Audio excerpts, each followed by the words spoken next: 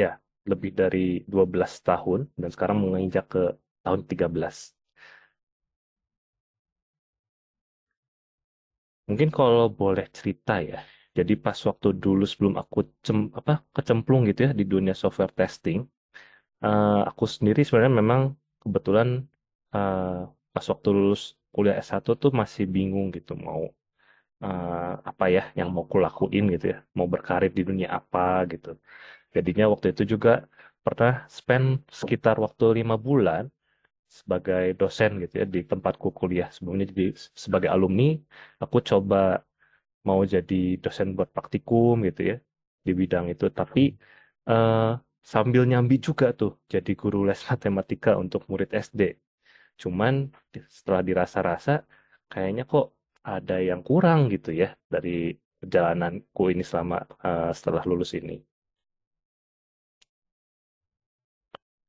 Nah, jadinya yang aku perhatiin gitu ya, karena ini bukan kerjaan kantoran yang 8 to 5 gitu ya istilahnya. Jadi untuk hitungan honornya atau gaji bulanannya kadang nggak selalu tetap, karena hitungannya kan berdasarkan kehadiran kita gitu ya sebagai dosen, sebagai guru dengan murid kita gitu kan. Nah, terlebih lagi ya, karena ritme pekerjaannya juga cukup monoton. Jadi sehari-hari ya cuma ketemunya yang ngajarin materi itu-itu aja. Terus juga kalaupun ada pertanyaan juga kan kurang lebih pertanyaannya kan secara teori juga gitu yang notabene kita udah tahu jawabannya gitu. Jadinya gak nemuin challenge yang mengasah otakku gitu istilahnya. Tidak ada tantangan yang berarti. Jadinya kurasa pekerjaan ini kurang menantang gitu. Nah, waktu itu, eh, tahun 2011 waktu itu ya, aku juga eh, kebetulan lihat kayak sebuah iklan gitu ya di majalah dinding di tempat kampusku itu. Dan di situ aku perhatiin ada sebuah company, perusahaan IT gitu ya, dan dia menawarkan apa seminar tentang software testing gitu. Dan aku juga penasaran, software testing apa itu ya? Karena aku yang tahu kan pengalaman apa pemahamanku biasanya di dunia software itu kan kalau nggak jadi programmer ya paling nggak nanti misalkan jadi leadnya programmer gitu ya di bayanganku. Nah ini ada bidang software testing dan aku coba memberanikan diri waktu itu untuk ikut dan dari situ tuh lanjut terus aku jadi apa ya tergila-gila atau cinta gitu ya sama pekerjaan software testing ini. Nah, waktu itu jadi perusahaan pertamaku itu kebetulan dia apa ya lingkungannya cukup multinasional atau internasional gitu ya. Jadi kebetulan klien-kliennya pun datang dari negeri Australia dan aku jadi punya exposure di situ ya. Jadi bisa apa melatih bahasa Inggrisku, melatih eh, hard skillku sebagai seorang software tester secara profesional dan tentunya eh, dari segi honor atau gaji pasti lebih pasti hitungannya setiap bulan karena mereka sudah punya hitungan yang tepat dan kalaupun nanti misalkan kita desain tuh ke klien gitu ya itu ada istilahnya tambahan lah untuk kita supaya kita juga eh, ada uang sakunya gitu biar kita lebih semangat gitu untuk bekerja. Nah, belakangan ini kalau kita pernah dengar WFH gitu ya, work from home. Nah, itu sih udah cukup awam ya. Tapi belakangan ada pergeseran tuh karena mungkin belakang apa beberapa tahun terakhir kan pandemi COVID itu ya. Ada istilah baru lagi, WFA, work from anywhere. Jadi ada beberapa company yang kasih kelonggaran, nggak melulu kamu harus di rumah ya kerjanya, kamu harus standby di rumah ya kerjanya. Kadang ada company juga yang mau perbolehkan ya kamu mau kerja di belahan dunia manapun, selama kamu bisa deliver hasil kerjaan kamu, ya nggak masalah gitu. Jadi contoh yang bisa aku kasih lihat di sini waktu itu mungkin kondisinya ya, aku butuh waktu liburan bersama keluarga, tapi mungkin di sisi senggangnya pun kalau memang mau nyambi kerjaanku dilanjutin juga masih diperbolehkan. Ya. Nah, mungkin yang bisa aku tambahin di sini adalah di dunia software testing ini sebenarnya eh, gak dibilang cukup baru ya, karena udah cukup lama juga sih dunia software testing ini ada. Tapi bagi orang-orang yang belum eh, paham gitu ya, ini juga menawarkan apa jenjang karir yang mirip-mirip sama dunia apa kayak programming gitu ya istilahnya. Dan jenjang karirnya juga yang aku perhatikan makin sini makin baik, sudah makin ada kejelasan gitu ya kalau untuk jenjang karirnya. Terus yang aku suka juga kalau dulu mungkin belum terlalu banyak gitu ya orang-orang yang berkecimpung di dunia software testing, tapi sekarang makin banyak gitu ya, makin banyak komunitasnya juga. Jadi kita bisa saring apa eh, sharing gitu ya atau bagi ilmu gitu sama rekan sejawat kita di bidang software testing juga. Nah, beberapa poin yang mungkin aku bisa point out dari aku pribadi ya sebagai seorang software tester, aku suka di dunia software testing tuh karena aku memang orangnya kan detail oriented lah istilahnya. Jadi kemampuan supaya kita mendeteksi defect atau software bug atau kegagalan pada sebuah aplikasi itu ya dibutuhkan kejelian gitu ya dari seorang software tester untuk eh, melakukan hal seperti ini. Dan aku cukup enjoy di bagian ini. Terus karena kita tujuannya istilahnya melakukan QA atau tindakan preventif ya, quality assurance tuh, supaya nggak muncul bug-bug baru atau bug yang mungkin bisa lebih besar kalau kita biarin bugnya gitu ya. Nah itu juga jadi ada kita istilahnya ada dalam tanda kutip ya kuasa supaya kita me- mencegah kejadian itu gitu supaya nggak terjadi bug yang mungkin lebih besar gitu ya. Terus dari segi kualitas ya, karena kita juga quality assurance atau quality control gitu ya, kita jadi punya nilai tambah gitu yang bisa kita berikan kepada aplikasi kita. Kenapa?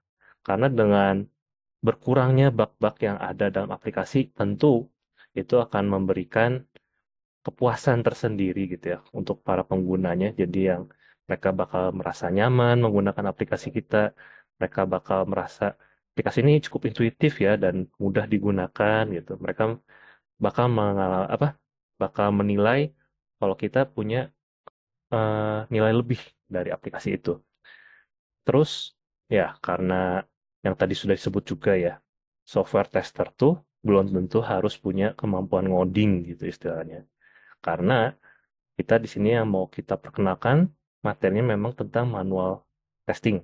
Dalam artian kita ngetes aplikasinya secara manual, secara dari tangan kita gitu ya, bukan dari automation yang kita bikin script atau coding gitu istilahnya.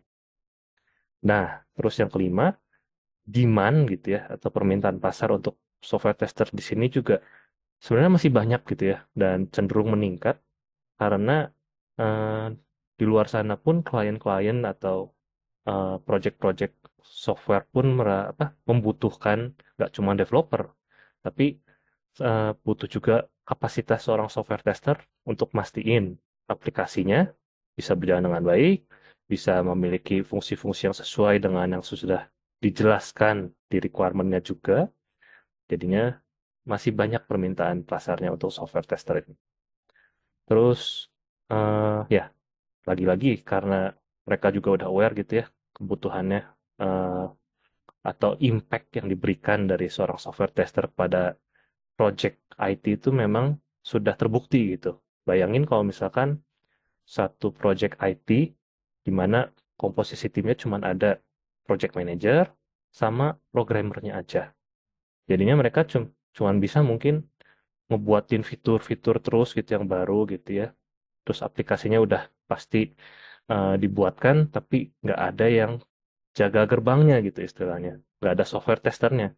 Ya bisa jadi nanti pas waktu dirilis ke pasaran juga ya nanti bakal banyak bug yang kejadian gitu karena nggak ada yang ngetesin gitu istilahnya kan. Terus yang ketujuh ya kita bisa ketemu sama teman-teman yang memang eh, punya passion yang sama juga di dunia software testing gitu ya. Ya pengalamanku dulu waktu awal-awal join gitu ya di company yang pertamaku banyak senior-senior aku yang memang sudah punya jam terbang bagus gitu di dunia software testing. Jadinya aku juga bisa banyak belajar juga dari mereka karena mereka nggak pelit gitu ya, bisa share ilmunya juga ke kita-kita dan itu memberikan apa ya? Maksudku gini, kalau kita punya mentor yang bagus, tentunya itu juga bisa jadi batu landasan juga buat kita supaya kita berangkatnya dari titik yang benar, jadi nggak tersesat lah gitu istilahnya ya. Nah, ini aku mau coba tunjukin suatu statistik dari sebuah website di LinkedIn. Dan ini kalau dia bilang kebutuhan software tester ini sekarang memang lagi tinggi juga, yang tadi ku pernah sebutkan. Dan ini juga sebenarnya suatu peluang yang baik ya kalau ada teman-teman yang tertarik untuk berkecimpung di dunia software testing. Nah, kalau di sini dibilangnya, menurut reportnya dia gitu ya, kebutuhan untuk software testing di Amerika aja gitu ya, diprediksi bisa menyentuh value sebesar 3,49 3,49 miliar USD per 2025 dengan hitungan kenaikan 12%-nya gitu ya secara eh, konsisten gitu per tahunnya. Jadi di sini bisa dibilang value-nya masih bagus, terus demand pasarnya juga masih ada juga untuk dunia software testing. Nah, apa itu QA atau Quality Assurance? Jadi sebenarnya yang tadi sempat ku sebut tuh QA itu istilahnya Quality Assurance, di mana ini sebenarnya ya salah satu bagian dari software testing juga, supaya kita bisa melakukan tindakan preventif yang tadi ku bilang, mencegah kesalahan, defect, atau bug dalam sebuah aplikasi perangkat lunak dengan cara kita menguji atau ngetes produknya secara berkelanjutan. Dan kita juga jangan lupa laporin juga itu defect-defect yang kita temuin dan kita coba follow up juga supaya defectnya itu bisa di-fix sebelum kita rilis ke pasaran. Nah, sekilas tentang kegiatan yang biasa dilakuin sama seorang software tester ya, secara teknis kayak gini. Yang pertama, kita biasanya ya, kalau di sebuah project, ada dokumen requirement. Dokumen requirement ini biasanya berisi tentang eh, technical, fungsional gitu ya, yang maksudnya fitur-fitur fungsional yang bakal digarap dan dibutuhkan sama project ini apa aja, dijelasin di dokumen requirement itu. Nah, tugas kita sebagai seorang software tester, kita lakukan analisis terhadap dokumen requirement tersebut, istilahnya requirement analysis.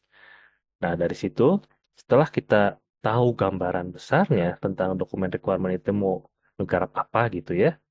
Nah, giliran kita selanjutnya bikin dokumen test plan atau strategi pengujian gitu ya kalau bahasa Indonesianya. Di sini kita test plan itu menjelaskan rencana kita mau ngetesnya gimana, terus tentang ngetes aplikasi apa, fitur-fiturnya apa aja, terus ada eh, tes environment-nya gimana, apakah dia aplikasi mengcover web saja atau ada mobile app juga,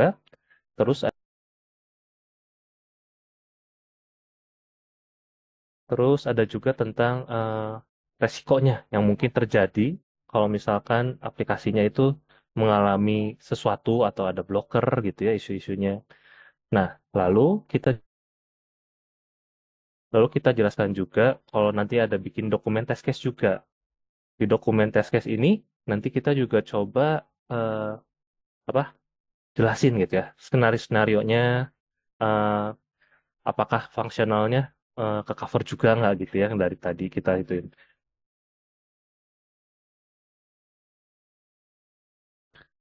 Terus, nah setelah kita bikin dokumen test case-nya, jangan lupa juga kita jalanin skenario pengujiannya atau kita execute gitu test case tadi.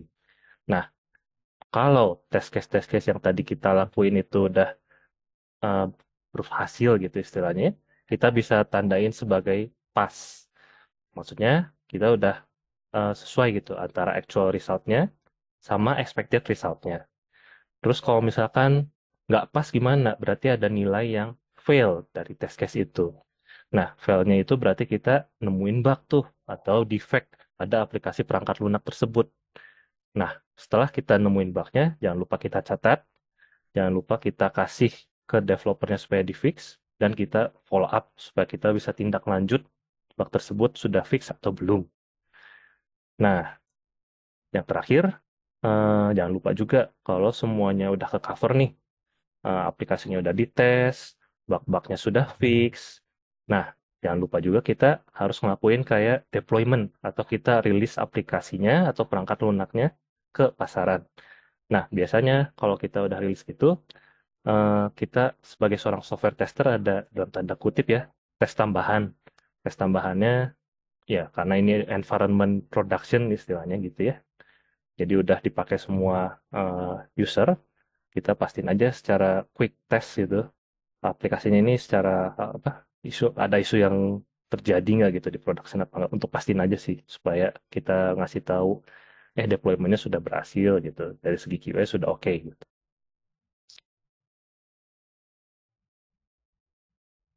Nah, di sini kalau memang ada yang ingin bertanya ya teman-teman, nggak apa-apa untuk nanya juga di kolom chat. Dan nanti di sesi akhir kita bakal ada Q&A, dan jadi kita bakal bahas Q&A-nya di akhir webinar tersebut.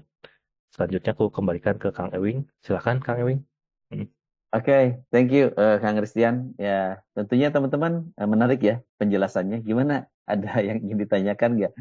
Dan tentunya apa dari tadi sudah jelaskan apa sih fungsi dari sebagai QA atau software tester, tugasnya seperti apa, step by step prosesnya juga seperti apa. Dan tentunya ini sangat menarik ya dari perjalanan karir Kang Christian tadi, ya dari mengikuti seminar, kemudian juga akhirnya menemukan passion di software tester ini. Dan kamu gimana nih yang tadi ingin memiliki wawasan, pengen kerja remote dan lainnya, apakah sudah tertarik? Ya, oke. Nah kita lanjutkan. Nah, saya ulangi lagi nih perangkat apa yang diperlukan untuk menjadi seorang software tester, yaitu tadi ya ada laptop dan PC, juga jaringan internet supaya teman-teman juga bisa belajar dan juga bisa bekerja sebagai remote worker juga. Nah, jika Anda ingin memulai karir Anda di software testing, yang Anda butuhkan adalah bergabung dengan kami. Ya, kita akan membuka kursus di minggu depan.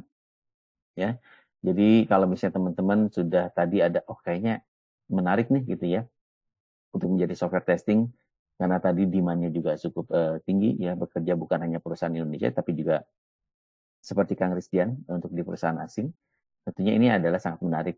Dan tentu tadi bisa work from anywhere ya, apabila menjadi seorang software testing. Dan dari tujuan dari kursus ini adalah kami ingin membantu teman-teman menjadi seorang software tester yang profesional, ya memiliki keterampilan yang tinggi dan juga bisa mendapatkan salary yang menggiurkan seperti itu ya. Dan tentunya ini sangat bertahap ya, dan juga tadi itu pentingnya ada involve di komunitas dan lainnya, dan juga memilih mentor. Itu adalah sesuatu yang penting untuk memulai profesi ini. Buat teman-teman yang sekarang memang sudah menekuninya di software tester, tentunya tinggal meningkatkan kembali ya. Dan kalaupun yang misalnya memang belum ada pengalaman sama sekali pun, nanti akan dibantu oleh mentor, dan kita pun sudah menyiapkan silabus kursus yang terstruktur dengan baik ya untuk pemula sekalipun gitu ya. Dan apa kelebihan dari kursus ini? Yang pertama adalah instruktur dan mentor kami adalah praktisi software testing terbaik di perusahaan terkemuka Indonesia. Kami akan membantu dan memandu Anda serta memberikan umpan balik selama proses pembelajaran. Ya, nanti ada salah satunya ada Kang Rizdian. Ya, itu tadi ya Kang Rizdian sudah bekerja di salah satu company yang ada di Tiongkok. Kemudian juga Mas Teten bekerja untuk perusahaan di Australia. Jadi secara exposure udah worldwide gitu ya untuk mentornya dari Brawia. Dan juga ada beberapa mentor yang lainnya yang tentunya juga memiliki kualifikasi yang sama dan bisa membuat teman-teman merasa nyaman untuk bisa belajar dan mendapatkan bimbingan dari mentor-mentor terbaik di Indonesia gitu ya. Dan juga apa sih kelebihan dari kursus ini? Ya, setelah belajar dan memperoleh keterampilan certification dalam software testing, Anda dapat mencari proyek freelance berbayar pertama dan mulai menghasilkan uang gitu ya. Jadi kami harapkan setelah mendapatkan sertifikasi kelulusan gitu ya, pastikan teman-teman bisa mengikuti seluruh proses rangkaian kursus ini ya. Nanti juga akan ada bimbingan ya dari para mentor kita baik secara langsung ataupun misalnya secara offline juga, dan diharapkan teman-teman juga bisa mendapatkan pekerjaan segera mungkin setelah lulus menjadi seorang software testing ya. Dan inilah fungsi dari dukungan karir, teman-teman. Kami akan memberikan bimbingan kepada siswa kami menuju dunia kerja. Jadi nanti akan ada konsultan atau career coach yang akan membantu misalnya membuat CV yang baik itu seperti apa, kemudian bagaimana persiapan wawancara, dan melamar posisi sebagai software tester. Bahkan mungkin nanti akan juga kayak misalnya diperlukan psikologi tes dan lainnya, nanti akan kami bantu juga gitu ya. Dan juga akan sharing lowongan-lowongan pekerjaan yang mungkin teman-teman cocok ya dengan requirement-nya, supaya ya tadi keinginan kami adalah membentuk teman-teman menjadi seorang software tester profesional dan juga bisa diterima di dunia kerja gitu ya. Oke, tentu sangat menarik ya. Nah, oke. Ini jaminan pekerjaan. Jadi ini adalah investasi di masa depan dengan zero resiko ya, karena kami juga akan menawarkan uang kembali jika Anda tidak mendapatkan pekerjaan sebagai QA atau software tester dalam waktu 6 bulan setelah kelulusan. Ini ada syarat dan ketentuan yang berlaku ya teman-teman semua, yang pastikan tadi bahwa tujuannya teman-teman adalah belajar dengan baik untuk bisa tadi meningkatkan skill ataupun memang istilahnya belajar dari awal untuk menjadi seorang software tester. Dan ini tentunya perlu persistensi ya teman-teman, keinginan yang kuat untuk bisa mendapatkan skill ya sebagai software tester gitu. Dan selanjutnya, nah ini ya teman-teman, jadi kami memberikan kesempatan, dan tentunya ini adalah offering yang menarik. Jadi kami akan memberikan 10 tempat saja untuk memulai program ini dengan diskon 52%. Jadi kami akan berikan beasiswa sebesar 52% ya, support buat teman-teman semua yang ingin menjadi seorang software tester profesional ya. Dan ini kesempatan yang langka ya, karena kami akan hanya memberikan diskon hanya ke 10 orang saja. Dan lakukan reservasi segera. Gimana caranya? Nah, udah mulai muncul nih teman-teman di link chatnya, kolom chatnya ada tombol warna merah, dapatkan diskonnya.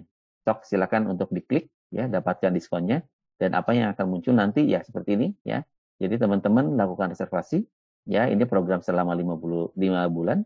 Kemudian ada isi nama, kemudian alamat email dan juga nomor telepon ya. Pastikan untuk nama lengkap, ada nomor teleponnya juga valid sehingga bisa nanti dihubungi ataupun berkonsultasi dengan konsultan pendidikan dari Growia. Itu ya. Kalau misalnya ada WhatsApp, ya bagus ya, silakan untuk menggunakan nomor tersebut juga supaya nanti bisa komunikasi juga selain via telepon juga via message gitu ya. Oke, ya buruan, hanya 10 tempat yang tersisa yang kami berikan ke teman-teman semua yang sudah bergabung di webinar kali ini ya. Jadi jangan tunggu lama-lama lagi gitu ya untuk bisa mewujudkan impian kamu menjadi seorang software tester. Oke, nah ini tadi udah banyak sekali pertanyaan yang sangat menarik. Saya juga udah gatel nih sebetulnya pingin bersegera, tapi teman-teman kita akan ada sesi yang kedua, jadi tolong ditunggu ya untuk yang sudah mengajukan pertanyaan ya, nanti akan kita bahas di sesi Q&A terakhir ya. Oke, nah kita panggil kembali nih Kang Rizdian ya. Kita akan mulai bagian yang kedua, dan tentunya ini juga tidak kalah pentingnya dengan yang bagian yang pertama tadi, karena kami juga akan memberikan challenge buat teman-teman yang tadi, gimana sih cara menemukan bugnya gitu ya. Nanti tolong lihat di kolom komentarnya ya, di kolom itu nanti buka teman-teman link yang akan diberikan dan coba cari ya ada bug apa saja, kemudian sharing di kolom komentar gitu ya. Ini juga kayak teman-teman jadi detektif nih untuk bisa menemukan bug ya. Oke, teman-teman ya, kita akan lanjut ke part kedua, dan silakan juga ambil kesempatannya dengan klik tombol merahnya, dapatkan diskonnya supaya teman-teman juga bisa bergabung dengan kami di Growia di minggu depan gitu dengan Kang Christian juga. Oke, silakan untuk dilanjutkan ya Kang Christian untuk part 2-nya. Ya, terima kasih Kang Ewing. Jadi untuk yang part 2 ini kita mau coba gali lebih lanjut gitu ya. Eh, Gimana sih cara kita bangun karir di dunia software testing? Nah, mungkin ku coba refresh lagi deh. Kalau tadi kan secara teknikal ya, tugas kita sebagai QA itu ngapain aja atau sebagai seorang software tester. Nah, di sini aku mau mungkin ngasih gambaran kalau day to day tasknya ngapain aja gitu ya sebagai seorang software tester. Nah, yang pertama, ya sebelum kita mulai bekerja, biasanya kita ada daily meeting istilahnya, atau meeting harian gitu sama tim developer.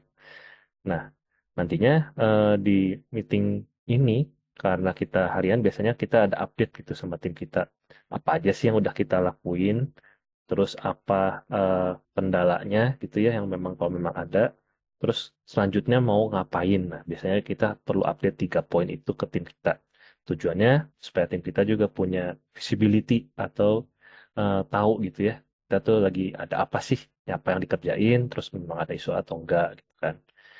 Terus yang kedua, ya, kita perlu juga sebagai seorang software tester yang baik tentu harus dokumentasiin apa-apa aja yang udah kita kerjain, termasuk dari dokumen test plan, dokumen test case, bug report, dan dokumen-dokumen QA lainnya memang kalau dibutuhkan ya.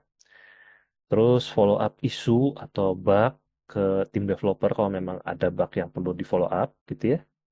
Terus testing aplikasinya itu sendiri ya pastinya. Nanti kita harus testing aplikasinya, pengujian terhadap perangkat lunak. Terus kalau memang udah, jangan lupa juga kasih update atau laporan ke misalkan kita ada project manajernya atau product ownernya, karena mereka itu kan stakeholdernya lah istilahnya ya. Jadi mereka juga perlu tahu update-nya ada apa aja sih dari tim QA. Nah, jadi itu penting buat tim kita juga.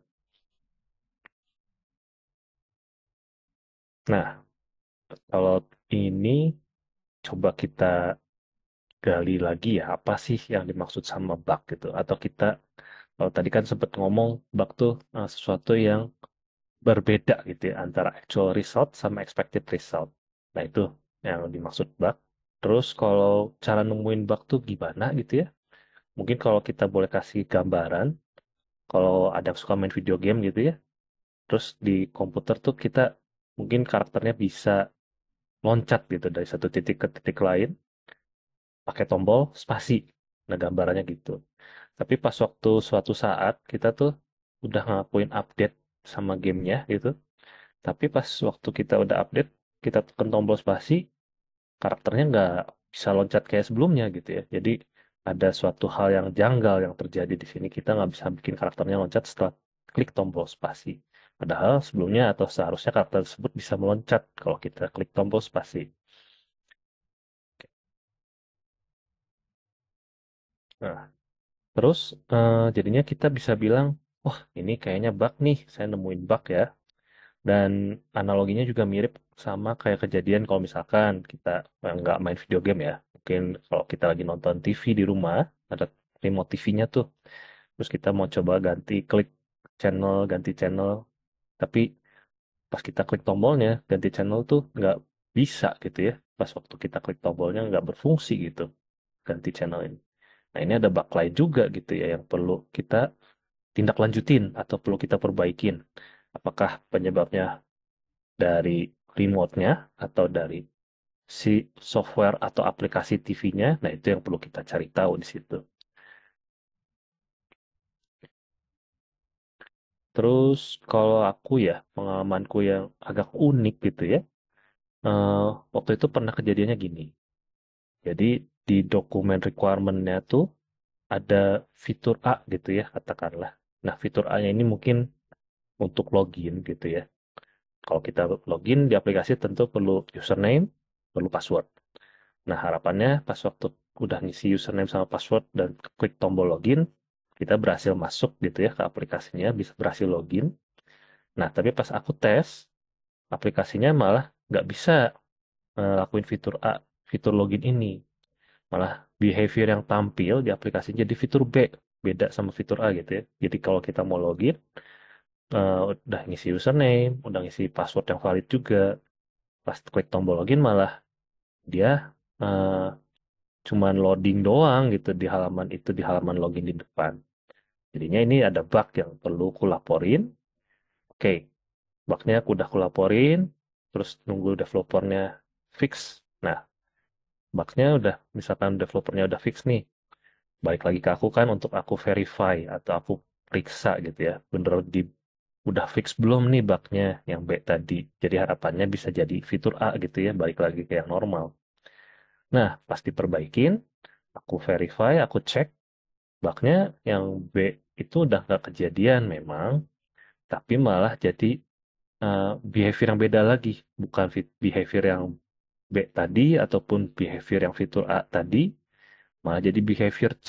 Katakanlah sekarang pas aku udah ngisi username, udah ngisi password yang valid juga, klik tombol login malah aplikasinya nge-crash. Jadi halamannya malah tampilin misalkan 404 error gitu kan. Nah, ini udah behavior yang beda gitu. Jadinya kadang di kehidupan nyata pun sebagai seorang software tester jangan kaget ya kalau nemuin kejadian kayak gini. Dan memang kita harus punya kesabaran atau ketelatenan lah lebih gitu supaya kita bisa pastiin fitur A-nya itu tetap bisa kita pastikan berhasil atau berfungsi gitu ya. Nah, kalau di sini ini ada contoh bug lain tapi ini eh, dalam artian tampilannya gitu ya. Kalau sebelum-sebelumnya kan ini ada bisa dari drop down listnya kamu mau pilih bahasa apa, language-nya apa gitu ya. Ada English, ada French, ada Chinese. Nah mungkin kalau secara penulisan ya, itu kan English sama Chinese-nya pakai karakter biasa gitu. Mungkin yang French ini karena dia nulisnya François kayak gitu ya, kayak yang di Kanada di sebelah kiri itu. Franchise gitu nulisnya, tapi C-nya special karakter gitu. Dan ketika ditampilkan di drop down list, C-nya nggak bisa tampil malah jadi karakter yang lain gitu ya. Jadi ini salah satu bab tampilan sih yang mungkin bisa kita lihat, kita teliti atau telah langsung gitu ya dari sini. Nah, kalau yang ini sebenarnya eh, salah satu tools yang biasa kita gunakan untuk memanage bug dalam sebuah aplikasi atau sebuah project gitu ya. Nama toolsnya Jira. Dan di Jira ini sebenarnya dia tools untuk project management. Jadi project management tools. Cuman di dalamnya sudah punya flow untuk apa mengakomodir gitu ya kalau kita mau ngecatat atau melaporkan bug pada aplikasi. Jadi dia sudah punya workflow-nya tersendiri, tinggal kita gunakan saja gitu di Jira. Nah, cara pakainya gimana? Sebenarnya kalau yang Jira ini dia kalau kita mau bikin halaman kayak create issue gini, ini ada tombol create merah tuh di atas sana. Nah, pas kita klik bakal muncul pop-up seperti ini, create issue. Terus kita pilih project yang kita sedang tes itu apa, dipilih dari situ ada project onos gitu ya. Terus issue type-nya apa? Karena ini bug, maksudnya jadi issue type tuh di sini kalau di Jira defaultnya ada issue type-nya task, feature, atau epic, atau bug gitu. Nah, kebetulan karena kita manfaatinnya workflow yang bug, kita pilih bug gitu. Terus ada summary. Summary itu sebenarnya jadi kayak gambaran tiket yang mau kita bikin tuh tentang apa sih gitu. Jadi ya, umumnya di summary ini kita kasih judul gitu ya untuk bugnya misalkan tidak bisa login gitu. Nah, misalkan contoh summary-nya seperti itu. Terus priority-nya gimana? Apakah dia major, apakah dia minor, ataukah dia critical? Jadi priority ini juga menentukan tiket bug yang kita bikin, priority-nya memang priority yang tinggi atau priority yang rendah pas waktu nanti mau di-fix sama developernya. Kalau priority tinggi pasti diduluin, harus diduluin. Kalau priority-nya rendah, ya itu bisa belakangan lah istilahnya bug-nya mau dikerjainnya.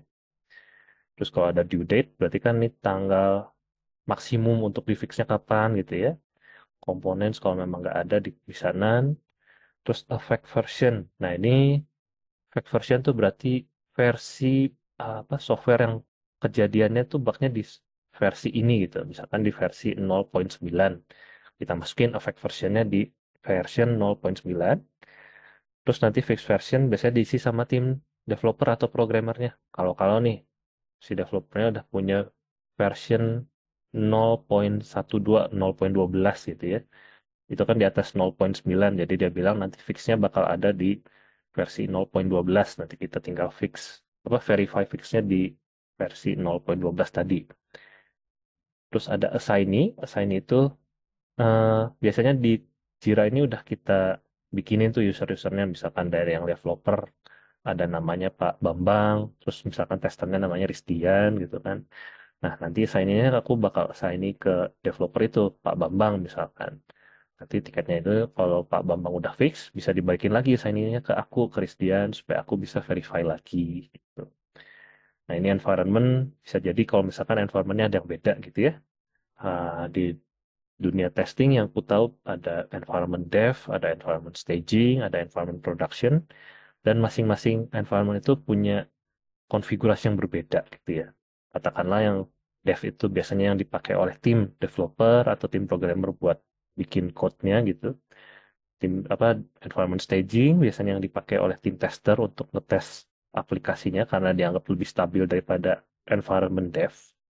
Dan ada environment production di mana production itu sebenarnya udah kita rilis aplikasinya ke pasaran dan itu sudah istilahnya udah rilis lah. Jadi kita nggak bisa otak-atik ya kalau udah rilis gitu karena nggak bisa sembarangan gitu otak-atiknya. Oke, itu sekilas tentang kita bikin software bug ticket gitu ya. Nah, sekarang ada sesi praktis, jadi kita mau coba pura-puranya ya, jadi seorang software tester yang mau cari bug. Dan di sini dari tim Grow ya sudah bikinin juga tuh link yang bisa teman-teman mau coba-coba ya buat testing istilahnya. Boleh pakai URL yang di highlight kuning ini. Nanti eh, kita coba bahas juga gitu ya, apakah teman-teman berhasil nggak nemuin bug-bug di URL ini. Jadi kita kasih waktu berapa menit ya Kang Ewing kira-kira buat teman-teman nyoba. Sepertinya sudah di-share Kang dan sudah juga ada beberapa komen. Mungkin boleh dicek apakah valid atau tidak Kang. Silakan langsung Kang di kolom komentar. Mm-mm. Oke, aku coba Hmm. buka linknya sih ini. Oke sih, nggak ada masalah. Nanti bahas gitu ya kalau udah ada beberapa jawaban yang masuk ya. Ya di sini ada eh, contoh bug link di atas ya, Kak Latifah ini sudah betul. Foto profil nggak timbul, terus tombol daftar nggak bisa diklik, jadi valid ya Kak Latifah.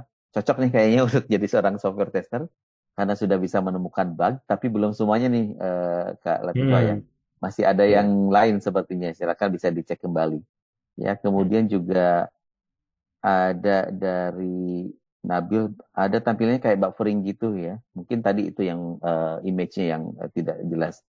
Dari Mbak Yulianti, bugs link pendaftaran ya, pada saat diklik tidak kemana-mana ya, gambar pembicara tidak keluar, ya, oke. Form untuk daftar tidak bisa diketik untuk diisi, link untuk daftar pun tidak dapat diklik. Ya oke, itu sudah betul.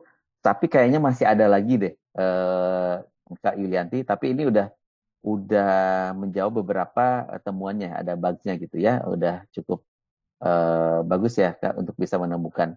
Jadi coba bisa dicek lagi deh apa yang kira-kira dari kekurangannya tadi untuk bisa ditambahkan.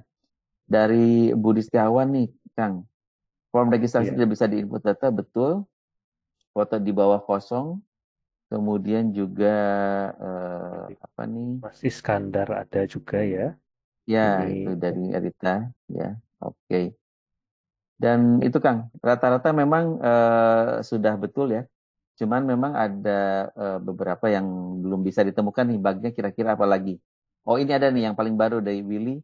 Link pada kontak as yang menuju ke sosial media Growia tidak ada, betul. Hanya nomor telepon dan email yang berfungsi ya. Karena itu jadi 404 jadinya kayak gitu ya. Oke, sudah ada tambahan juga Kang ternyata nih.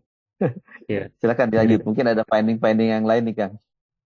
ya, ini juga ada yang masuk juga dari Mas Jordan yang mirip yang tadi ya. Icon sosial medianya nggak bisa klik page 404. Terus dari Mas Aldo, top form tidak bisa diisi, tombol CTA tidak berfungsi, ya betul. Terus image function dan bicara seminar ya. Form 2 tidak bisa diisi, ya betul. Link footer juga tidak berfungsi, betul. Terus dari apa Ibu Watika nggak bisa isi input, ya mungkin dikasih tahu juga ya Bu apa field apanya gitu ya kalau misalkan kita mau ngasih tahu ini ada bug tidak bisa input apa gitu. Nah fieldnya mungkin kasih tahu juga ya Bu Watika. Terus dari Mas Alexander bug saat reload countdown time-nya kembali mulai dari 2208 ya betul.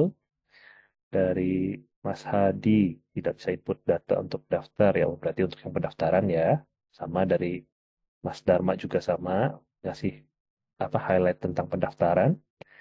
Dari Mas Hunter ini image pembicara tidak muncul. Iya betul, ini image-nya memang kalau broken image gitu ya, jadi tampilannya kayak ada X-nya gitu ya. Terus dari Mas Budi, kita mau tampilin bugnya. Oke, nanti sambil share screen boleh ya, Kang ya, untuk halamannya. Oke, silakan Oke, Kang. pinjam. Ya, aku pinjam dulu ya. Oke. Nah, ini jadi kalau yang tadi, ya kita cobain satu-satu juga ya. Ah, terus yang apa? Ini untuk pendaftaran nih. Kalau aku coba klik gitu ya, betul ini sama yang tadi teman-teman udah ngomongin juga. Apa kayak dari Mas Hadi nih, apa name, phone, emailnya ini nggak bisa diapa-apain. Jadi kayak stuck gitu ya. Harusnya kalau kita pas klik name-nya, dia bisa apa nampilin yang kedip-kedip inputnya apa gitu. Mau klik apa, mau ketik apa gitu ya di name sama phone, email.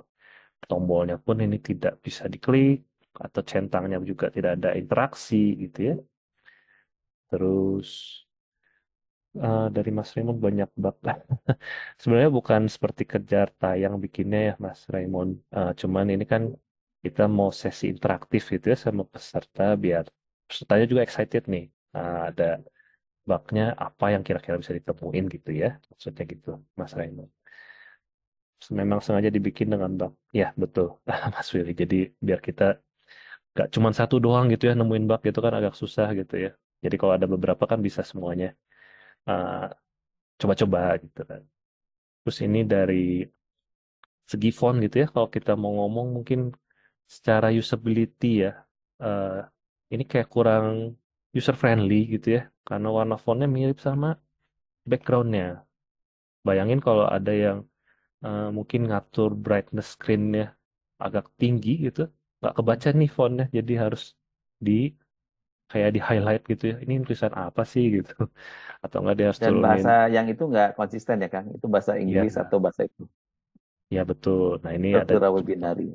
Ini webinar kan sebenarnya bahasa Inggris, tapi ada juga kontennya yang bahasa Indonesia. Nah, ini yang mungkin belum belum kesebut gitu ya tadi ya soal bahasa nggak aware kayaknya. Terus ada juga yang ini yang image tadi ya dari Mas Hadi ya betul. Ini image-nya nggak muncul, jadi ada broken image gitu istilahnya. Terus yang ini juga nih tentang timernya gitu ya. Padahal ini harusnya bisa eh, sesuai countdown-nya gitu istilahnya. Ini nggak sesuai. Terus apa lagi nih? Yang bagian bawah ya ada kayak pas diklik malah dia didirect ke 404 kita nggak nemuin gitu halamannya. Ya, jadi dari teman-teman ini semua bagus-bagus jawabannya udah bisa ngerti gitu ya kira-kira ngetes tuh gimana gitu ya. Dan dari Mas Yusuf ini terakhir bak ini muncul saat dites. Oke. Berdasarkan sudut pandang sendiri atau ada list. Ya jadi sebenarnya kalau kita ngetes bug tuh apa ngetes bug sorry ngetes aplikasi itu kan yang tadi ya ada beberapa dokumen yang perlu kita perhatiin kayak dokumen requirement, dokumen test plan sama test case. Cuman khusus untuk ngetes ya kita butuh dokumen test case sebagai acuan uh, do apa functional requirement apa aja yang perlu kita garis bawahin atau kita tes dari test case itu. Ketika test case-nya eh, mengalami perbedaan antara actual result sama expected result. Nah, disitulah yang disebut sama bug valid itu tuh di situ. Gitu. Oke, aku share screen-nya balikin lagi ya ke Kang Ewing. Silakan Kang Ewing. Makasih ya teman-teman buat bantu jawab. Kita udah mulai panas nih jadinya. Oke, silakan dilanjutkan. Ya, next kita lanjut lagi ya teman-teman. Nah, kalau tadi udah cobain tentang testing manualnya ya, mungkin di sini aku mau coba kasih gambaran juga nih untuk manual QA sama automation QA atau automated quality assurance. Jadinya kalau yang tadi udah kita lakuin sebenarnya itu manual QA, di mana kita bekerja seperti dalam tanda kutip ya, detektif kayak Sherlock Holmes, cari sesuatu dengan teliti, dengan hati-hati, apakah ada bugnya apa enggak gitu ya. Terus kayak kita juga baca buku ya, kita coba telaah gitu ya, satu kata demi satu kata yang notabene nanti bigger picture-nya kita dapat gitu. Tapi kalau automated quality assurance kan dia sebenarnya lebih mirip kayak seorang apa bukan seorang. seperti robot karena dia kan memang kita utilize gitu ya, kita program gitu supaya dia bisa cari bugnya dengan script atau instruksi tertentu yang udah kita siapin sebelumnya.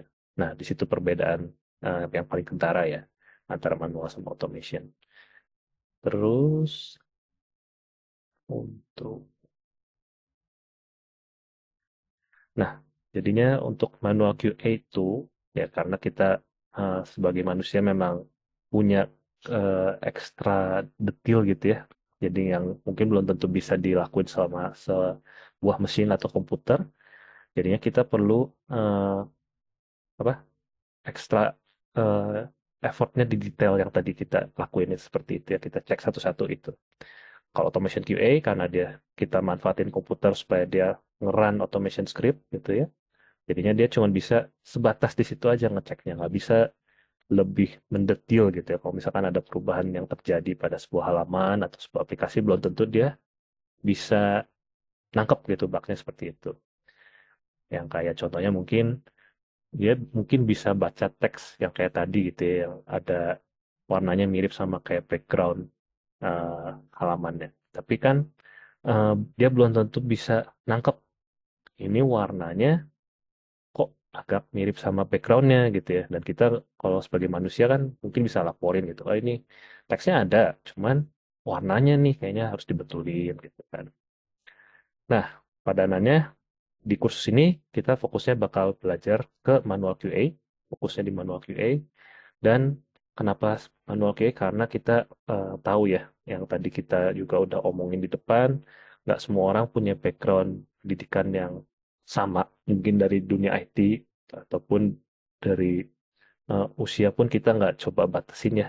Siapapun eh, yang tua yang muda boleh coba gitu ya untuk di kursus ini. Harapannya nanti setelah dapat keterampilan dan apa jadi upskill gitu ya, bisa sebagai seorang software tester, sebagai seorang software tester yang baik dan juga dapat pekerjaan yang layak juga sebagai seorang software tester. Oke. Nah, di sini mungkin aku kasih apa garis bawah yang lain juga gitu ya. Jadinya untuk eh, segi background pendidikan sih cukup ikut kursus online-nya aja. Jadi kita bakal kasih eh, apa modul-modulnya gitu ya. Nanti yang dipelajarin apa aja untuk jadi seorang software tester. Terus untuk tools nanti kita juga bakal kasih juga ya atau tunjukin juga sama tools-tools apa aja yang mungkin biasa kita gunain sehari-hari sebagai seorang software tester. Terus nanti di sini juga ada proyek dalam artian proyek portofolio gitu ya. Jadinya nanti bakal ada sesi di mana teman-teman bakal kayak tadi ya hands on nyobain ngetes gimana, bikin test plan gimana atau bikin dokumen test case gimana. Dan setelah bikin dokumen test case-nya juga jangan lupa execute test case-nya dan nyari bug-nya gimana gitu ya. Nanti kita bakal cobain itu juga. Terus yang pastinya nanti juga bakal coba apply-apply gitu ya pekerjaan dari beberapa portal job portal kayak LinkedIn, Indeed, Glassdoor, Monster atau Simply Hired dan masih ada beberapa job portal lain. Nah, kalau mau ngasih gambaran untuk sekarang ini kita ngambil patokan yang di Jakarta dulu ya, karena Jakarta kan istilahnya eh, kota yang cukup sibuk gitu ya untuk mencari kerja dan untuk seorang QA engineer Jakarta tuh bisa dihargain dari range 13 sampai 25 juta rupiah per bulannya. Dan ini eh, source-nya kita ambil dari glassdoor.com tentang salaries yang di Jakarta sebagai seorang QA engineer. Jadi nanti boleh dicek juga ya sama teman-teman. Ini dari tanggal apa? Kita kutip dari tanggal 16 Oktober 2023, harusnya sih nggak beda jauh sama yang sekarang. Terus kalau job portal yang tadi sempat dimaksud kayak ini nih ada job street ya. Nah, di job street juga kadang, eh, bukan kadang, kita ngetik software tester pun gitu ya. Dia query-nya yang ditampilin lumayan banyak tuh. Jadi memang kebutuhannya ya lagi-lagi di luar sana atau terutama di Indonesia masih butuh nih tenaga-tenaga software tester, baik itu dari yang junior ataupun yang senior masih dicari. Terus yang di luar job street ini tuh kayaknya ngambil dari Tech in Asia mungkin ya. Jadi ada job portal di Tech in Asia pun untuk seorang quality assurance di Paramatech. Dia dihargain dari 7 juta hingga 10 juta rupiah per bulannya. Terus dari Jubila ada juga range dari 7 juta hingga 18 juta rupiah per bulannya. Terus dari Pintar Ventura Group dari 8 juta hingga 15 juta rupiah per bulannya. Jadi angka yang tadi kita tampilin sebenarnya masih valid ya. Untuk job poster atau employer di luar sana, kadang ada yang memberikan range gaji seperti ini, jadi bisa kita tahu gitu budget mereka berapa dan masih valid juga sama angka yang tadi udah kita sebutin ya. Oke. Nah, di sini eh, ya lagi-lagi kalau memang ada yang mau bertanya boleh dituliskan di kolom chat. Nanti kita coba jawab atau kupas tuntas sesi Q&A-nya di akhir webinar. Selanjutnya aku kembaliin ke Kang Ewing. Silahkan ya, Kang Ewing. Oke, terima Ya. kasih Kang Christian. Ya itu tadi ya teman-teman, sesi yang sangat menarik ya. Kita tadi tes sebetulnya memang kita sediakan untuk website yang kita